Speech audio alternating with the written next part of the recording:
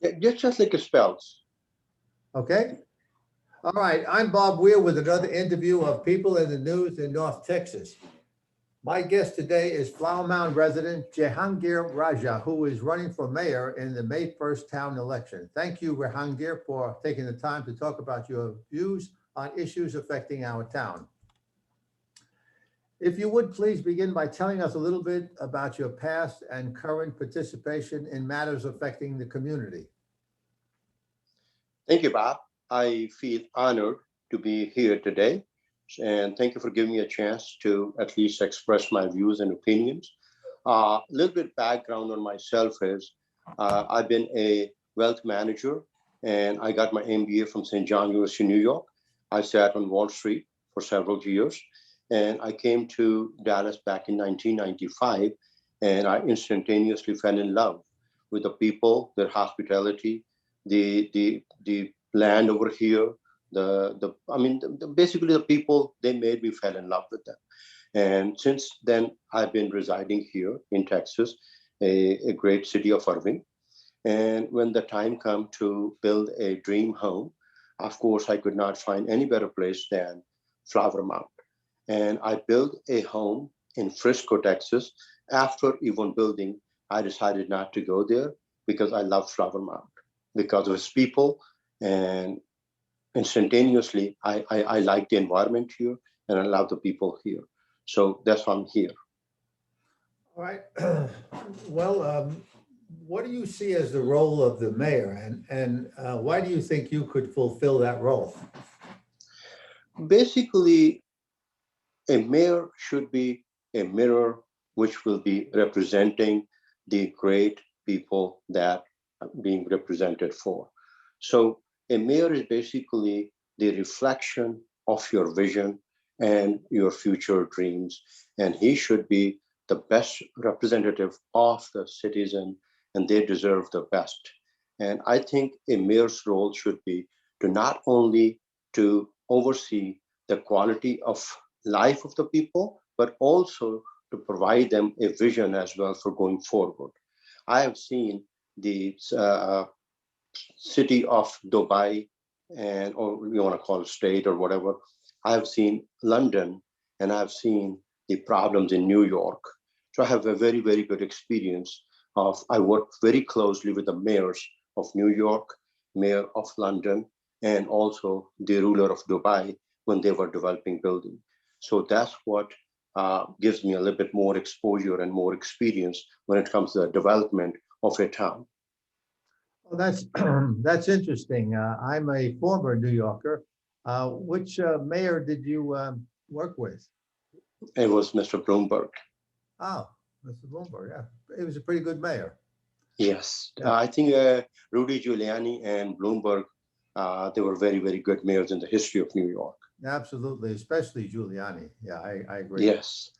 All right, let's go on to, in your opinion, what issues require the most attention going forward?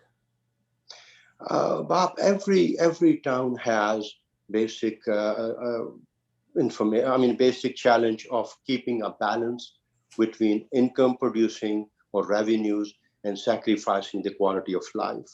Every town is like your home. If you want to rent it out to some other people and share with them, or you want to keep it to yourself. And this is a basic question that every community goes through, and we are no different than anybody else. I just want to make sure that the resident comfort and quality of life comes before anything else. Income generation, revenue can be generated in several different ways without sacrificing the quality of life of the citizens. That's what I'm here for, so I can share my views with the residents that how we can increase the revenue of the city without jeopardizing the quality of life of our residents. Yeah. Well, when you talk about quality of life, uh, many people think about, well, there's lots of things, the growth in the town, how much growth, how much density, how many trees are being taken down and stuff like that, taking away the rural atmosphere. But another one is traffic congestion. So for those people who commute to their job each day, traffic congestion is a serious issue. What can be done to ease their burden? I think very simple. Like I explained to you earlier, I was involved in the growth of Dubai, and I was also involved in the traffic problem of London and New York. Very few people know that New York, the mayor of New York invited the mayor of London to solve the New York traffic problem. I believe you know 42nd Street, how crowded and congested it used to be, Times Square back in 90s. And if you go there, they handle it wonderful. So I do have some plans which I can share with the town planners and with the officials, and I can share my views and I can explain to them. I can only, offer my help or offer my services and share my knowledge, experience, and wisdom them that how we can control that. And it's up to them how they want to do it. Yeah, and a lot, of course, has to do with the infrastructure. And I think the roads in Flower Mound are very good. There was some excellent planning involved in the growth of those roads, and traffic moves pretty freely, except, of course, for the rush hour, and you're going to have those backups. But I guess, that's why people worry about the increased density. There's always been, as far as I remember, always been two sides in this town. One is for limited or quality growth, and the other is for no growth, let's say, or wanting it to stay rural and so forth. So where do you come down on that issue? My issue would be I'm a wealth manager. I always go for high ROI, return on investment. If you grow, you want to make sure you have good growth. Just like fat, there's a bad fat, there's a good fat. There's a good growth and there's a bad growth. Right. Only a wise person, an intelligent person, with the help of his visionary team, can decide how much growth is good, how much growth is bad, and what is the efficient model of growth. We can only discuss that when we have a team of people that we can sit down with them. I'm sure, being a mayor, I will be representing the resident and the citizen of this community. And I can sit down with them and explain to them what is good growth, what is bad growth. For example, I'm just using a number. It's not relevant to our town. Let's say a town, he expands and grows and he brings a lot of warehouses and a lot of self-storage, for example. Similarly, another town, he approaches a private equity investment group like KKR, KPMG, and he asks them to bring the head office here. See the difference, they will occupy less space, more like an office space, and they're gonna generate a lot of revenues for us, create a lot of jobs. It's gonna be better for the economy. With the warehouses, it's not gonna create as many jobs, and it's not gonna be as good growth as the KPMG office will be. So we need basically an anchor client who can pay us the maximum revenue with the least occupying the space. This will be the good growth. That is ideal. That's correct. Yes.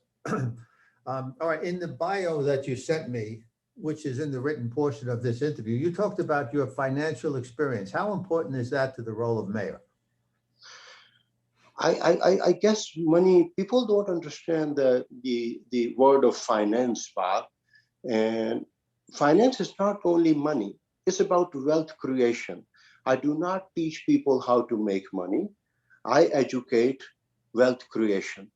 Wealth creation is very important.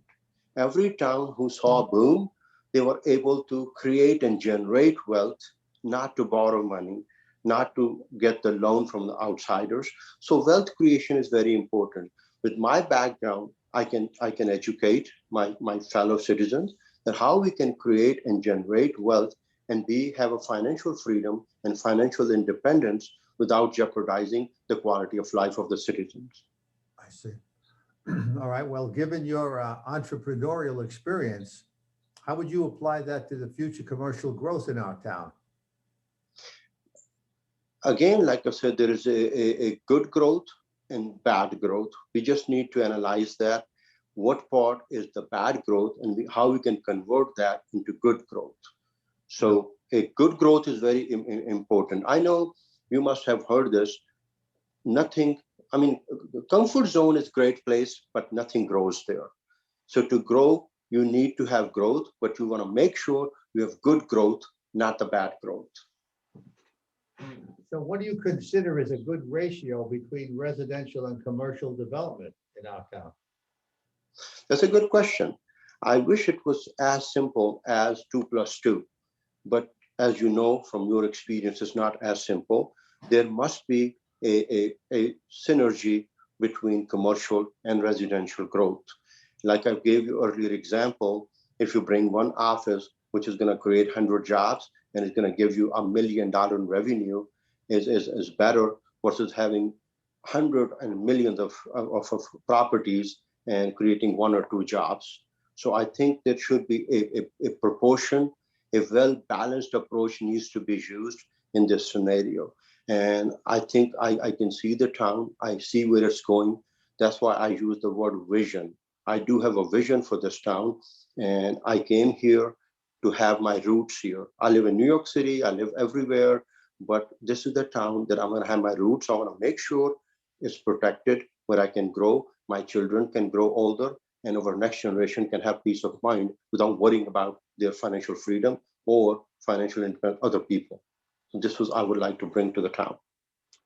Okay, let me move on to another subject. Flower Mound is planning to move forward with the approval process for the first ranch development on the west side of town. What's your opinion on that project? First of all, I want to congratulate honestly to Jack. What was her name? Jack First, I believe. First, yeah. Yeah, beautiful. I mean, a great vision. I mean, we need several residents like that. Just having a billion-dollar vision or billion-dollar plan, Bob, it takes a lot of wisdom, courage, and knowledge. I think he put up a very, very good plan. I really want to congratulate him. Second thing is I want to tell the resident of Flower Mound, they don't need to be worried about it. This will be a good opportunity for the town to grow if we can have check and balance in place. If we can make sure how we can generate income from that, how can we reinvest and how we can grow. Growth is imminent, Bob. We just want to make sure we have good growth. So I think this project will be great for our community, for our resident, and for the future generation as well. All right, Jehangir, I think we've covered a lot of topics. How about, is there anything else that you'd like to add before we close?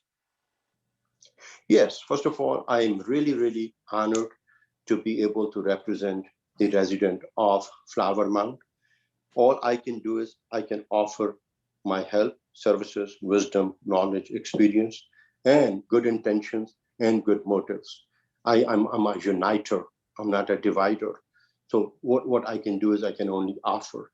Whether they accept those or not, that's okay. I'm going to keep trying. That's the only thing I would like to add. Sure. What kind of campaigning are you doing or will you be doing?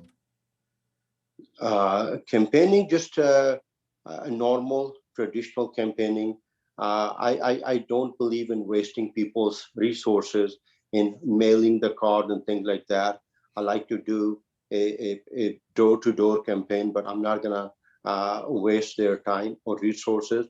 I'm gonna invite them, maybe a face-to-face, like a Zoom meeting or some SMS messages, or I'm gonna have probably a speech, videotape speech that I'm going to be trying to delivering to my resident. I just want to make sure they get my message that I have good intentions, good resources, good capabilities, and great motives for them. And do you have a web page you'd like to mention? Yes, sir. I do have a web page. It's called www.jehangirraja.com. Jehangir is my first name, Jehangir. Raja's last name, Raja.com. Okay, that's great. All right, well then, I know there's a debate forum tomorrow night at the Bridalwood, and I suppose you'll be there. And there'll also be one at Town Hall, and I'll be the moderator for that. That's on April 8th. So I look forward to seeing you there. In the meantime, Jehangir, I want to wish you good luck in the election. Thank you, sir. I appreciate that. Thank you, and have a great day. You too, sir.